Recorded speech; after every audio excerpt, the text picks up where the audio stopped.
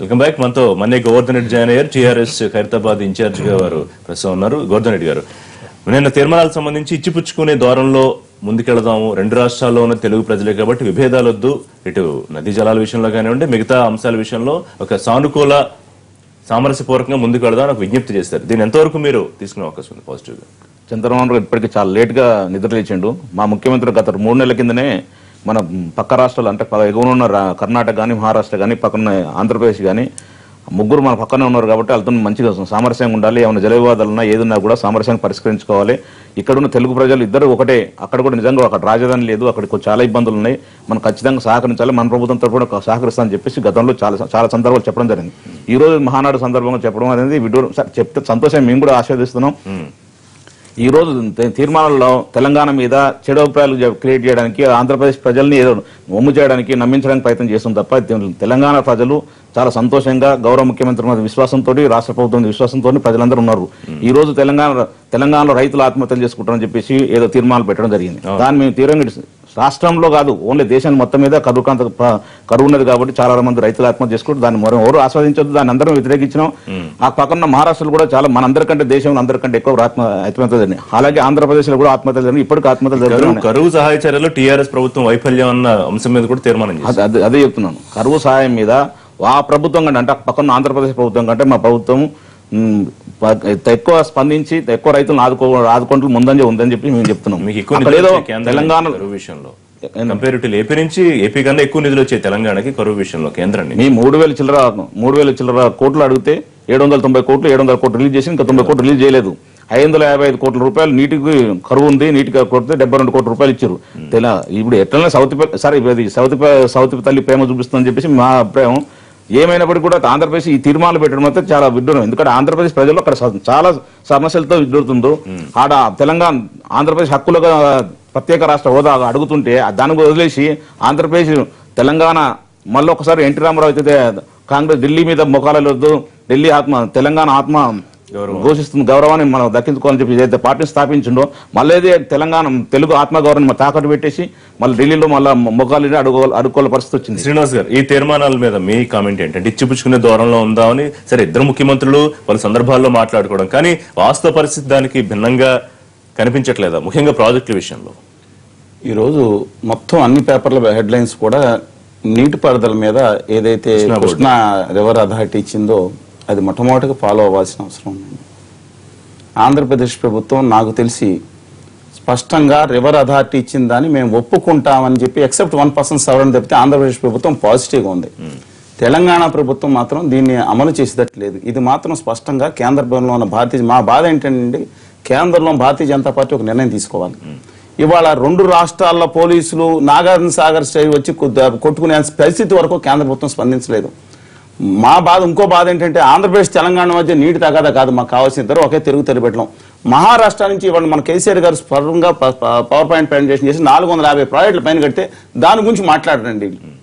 ఇవాళ 2 రాష్ట్రాలు కూడా మనం ఆహ్వానించాలి. వాళ్ళ గోవర్ధన్ రెడ్డి గారు చెప్పినా లేకపోతే రామారెడ్డి గారు చెప్పినా లేకపోతే నాగేశ్వరరావు గారు ఎవరు చెప్పినా సరే ఈ 2 రాష్ట్రాల ప్రజలు ఒకే తెలుగు తెలిపెట్టలో కేసీఆర్ గారు మనం కూడా మాట్లాడారు బాలకృష్ణ గారు రాజధానికి వచ్చినప్పుడు.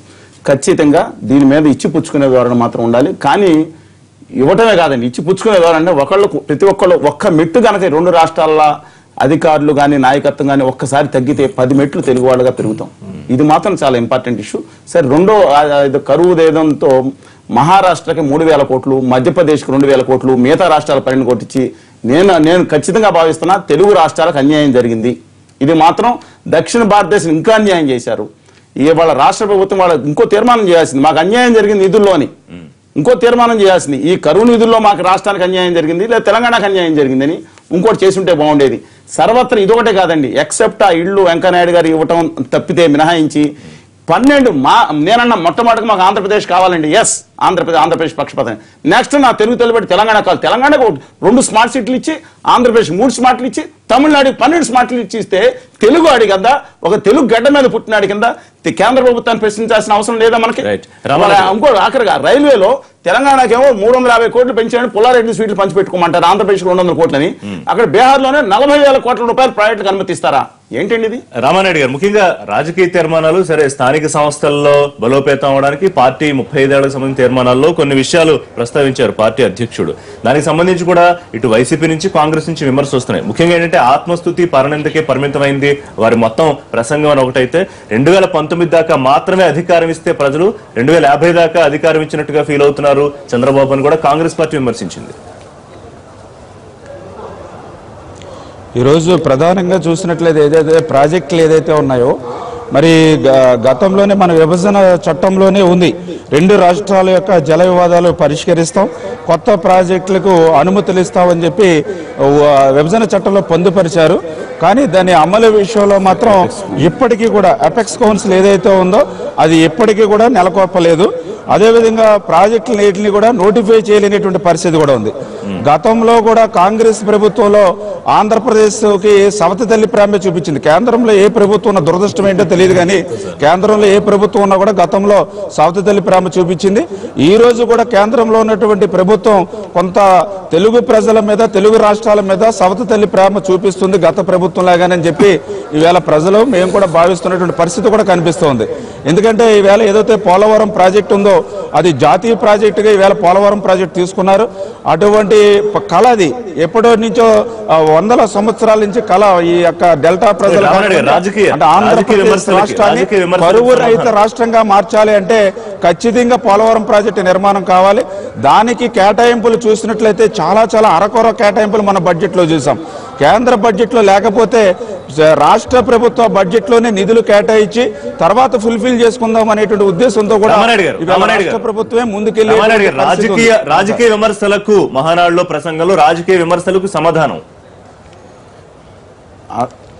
రాజకీయ విమర్శలకు సమాధానం అంటే నిన్న చాలా అర్థవంతమైనటువంటి చర్చలు జరగడం జరిగింది.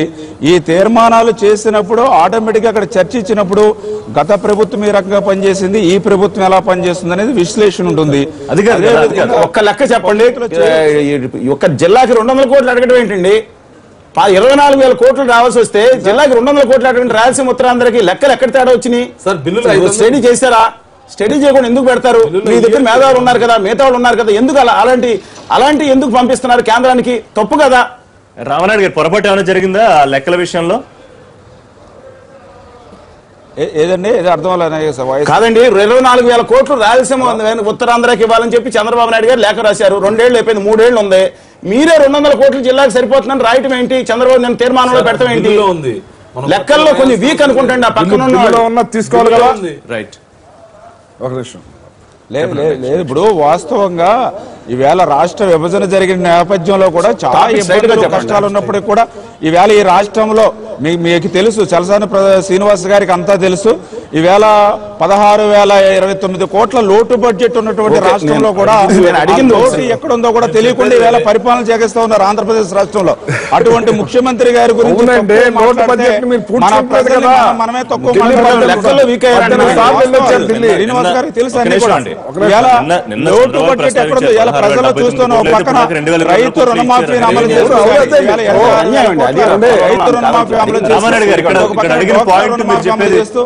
ఇంకొక పక్కన పెన్షన్లు ఇస్తూ, అంటే ఎందుకంటే లోటు లోటు ఎక్కడుందో బాగానే చేస్తున్నారు. సరే, సాగిస్తున్నారు ఈవేళ చంద్రబాబు నాయుడు గారు. రామానాయుడు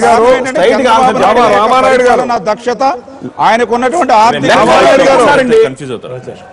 రామానాయుడు గారు, ఇప్పుడు మేము అడిగేది ఏంటంటే ఇవాళ 16,000 కోట్ల చిల్లర రావాల్సింది ఉంటే మీరు జిల్లాకు 200 కోట్లు ఇస్తే చాలని చెప్పి తీర్మానం చేయటం ఏంటి? అది ఎందుకు అడగలేకపోతున్నారు?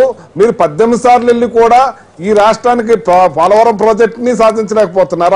వాళ్ళ జాతీయ ప్రాజెక్టు పెట్టిన దానికి నిధులు తేలేకపోతున్నారు. మన రాష్ట్రానికి విభజించడంలో ఉన్న డబ్బును కూడా తేలేకపోతున్నారు.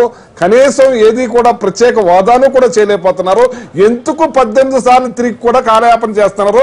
దాన్ని మీరు 200 కోట్లు చాలని చెప్పి తీర్మానం చేయటం ఏంటి మీ ప్రాబ్లం? ఏంటి మీకు మోడీ గారికి మీ చంద్రబాబు నాయుడుకి ఉన్న ప్రాబ్లం? అయితే మీకు లెక్కలు తెలియవా ఏంటి? ఇంకోటి కూడా మీకు కరువు మండలాలను కూడా ప్రకటించడంలో కూడా లేట్ అయిపోతుంది. ఉపన్యాసంలో ఎన్నైనా చెప్పొచ్చు. అది ఒక నిమిషం చెప్పండి రామారెడ్డి గారు. ఇప్పుడు ఒక విషయాన్ని అర్థం చేసుకోవాలి. ఈవేళ ముఖ్యమంత్రిగా చంద్రబాబు నాయుడు గారు ఎటువంటి పరిస్థితుల్లో ప్రమాణ స్వీకారం చేశారు? ఆయన 17 మంది పిల్లలు ముఖ్యమంత్రి గారు ఆంధ్రప్రదేశ్ రాష్ట్రంలో బస్సులో పడుకుని పనిచేస్తున్నారు.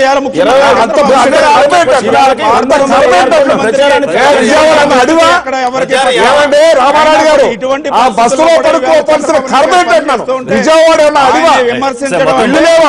రాజకీయ కారణాలతో మాట్లాడుతున్నప్పుడు మీరు కూడా వినాలి. ఏమన్నా నువ్వు అడిగిన దానికి టైట్ గా సమాధానం చెప్పండి. సమాధానం చెప్పండి, అడిగిన దానికి చెప్పండి. కోట్లు రావాలండి. 24,000 కోట్లు రావాల్సి వస్తే జిల్లాకు 200 కోట్లు అన్నారు. మీకు లెక్కలు తెలియకుండా ఎలాగండి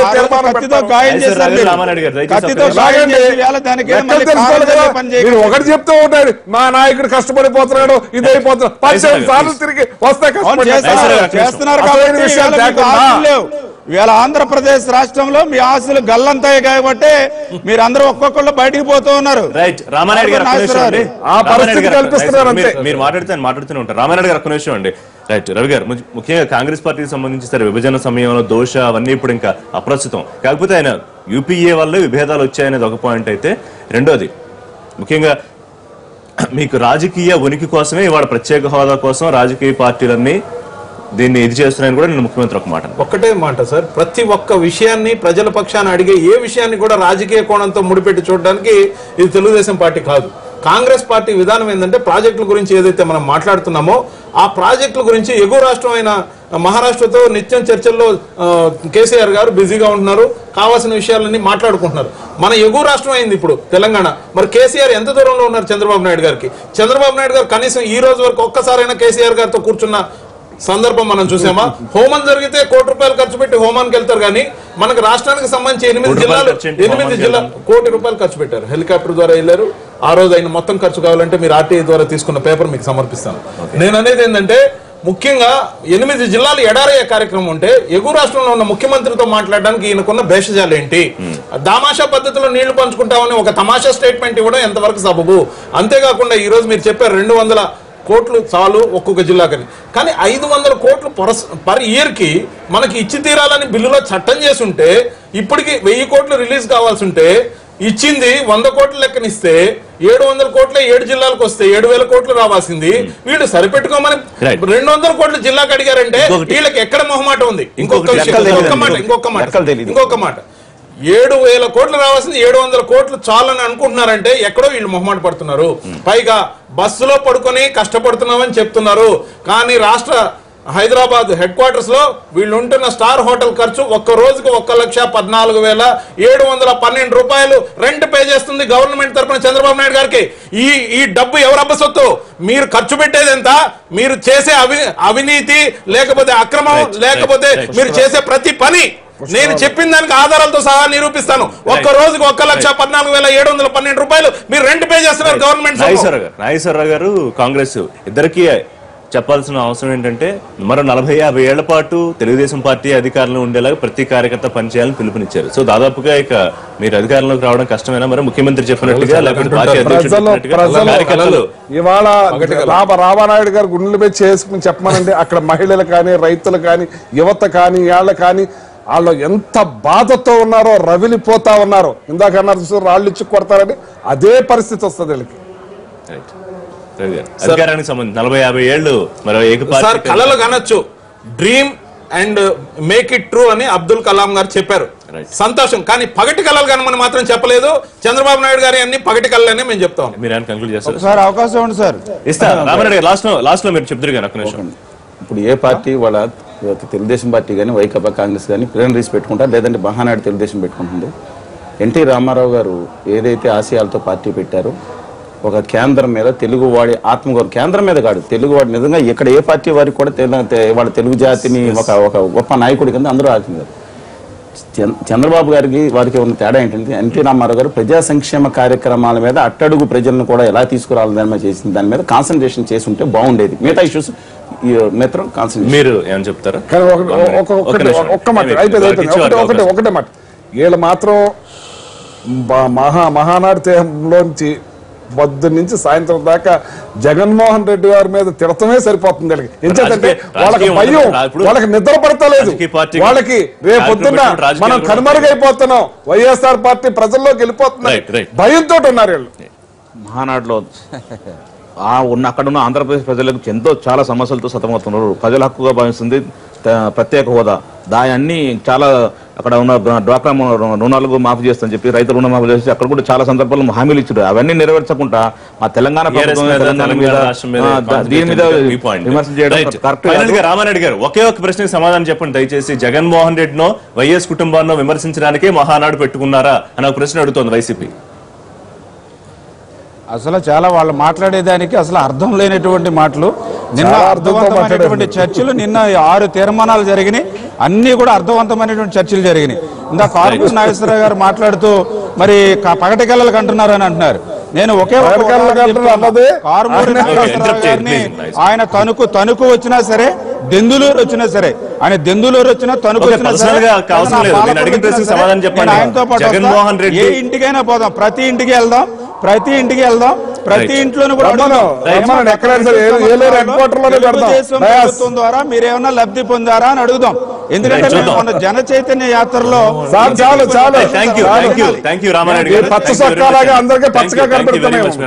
పార్టిసిపేట్ చేసినందుకు ఇది వాళ్ళ లైవ్ షో. మరిన్ని లైవ్ అండ్ పొలిటికల్ అప్డేట్స్ కోసం కీప్ వాచింగ్ ఎన్టీవీ.